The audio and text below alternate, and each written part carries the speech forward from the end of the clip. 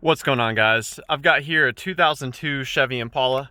I'm using this car to point out to you the location of the AC relay as well as the air conditioning fuses. So we're going to move under the hood, take a look at those things. I'm also going to give you some troubleshooting steps for what to do when your AC is not coming on. So first things first, with your engine running with the AC turned on, take a look at your AC compressor down here. If you see the front of the compressor pulley spinning, then you know that your AC is engaged. And if your AC compressor is engaged, there's no need for you to check the electrical things I'm about to show you. However, if the front is not spinning, then your compressor is not engaged, and your starting point should definitely be to check the fuses and relays. So those are going to be behind these covers here. We remove these by pushing on the tabs here and lifting outward. I'm first going to show you the two AC fuses. They're both 10 amp fuses. The first one is this one right here. Power from this fuse is used to power the AC clutch. The next fuse is this one. Power from this fuse powers the AC compressor relay. Now the AC relay is going to be in this position right here. I've got it removed for now. Let me throw a relay back in there. So this is your AC relay here on the right. My absolute favorite way to troubleshoot AC relays is to have the engine running with the AC turned on. I'll then tap on the relay. Sometimes relays can get stuck, and by tapping on the relay or even wiggling the relay around, you can free it up. So if after you tap on that your compressor engages, then you know that the relay is probably failing. We can also remove this relay and swap it with another one.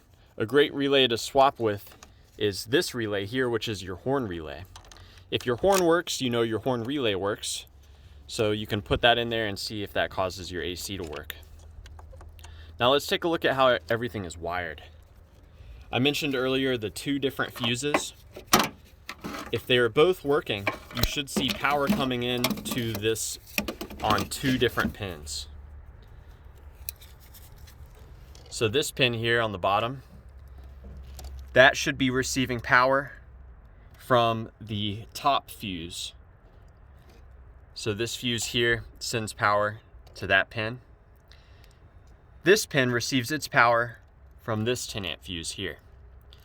Now it's ultimately the powertrain control module that decides if the AC comes on. So if the powertrain control module sees that you've pressed the AC button and it decides that it is a good idea to have the AC on, it will send a ground from here. The ground working on this pin, coupled with the power on this pin, will engage this relay, and it will cause the relay to connect this pin with that pin. This pin actually goes to the AC compressor directly. You can provide your own power to the AC compressor on this pin, and it should result in the AC compressor engaging. That is just a troubleshooting step, as you could cause damage by powering up the AC compressor if your engine is misfiring or if your AC system has leaked out all of the refrigerant. So there are a number of things you'll want to check first before you start sending power directly to the compressor. But that is available to you as an option. If your check engine light is on, you'll want to look into that. The powertrain control module can disable your air conditioning if your engine's misfiring. If you have it, or if you suspect that your refrigerant is low, if it's leaking, you can use a gauge to check the level of refrigerant there. You can also add more Freon to the system there as well. So yeah, I hope this information was helpful for you. Please do let me know if you have any questions, or more importantly, any advice about the AC on your Impala.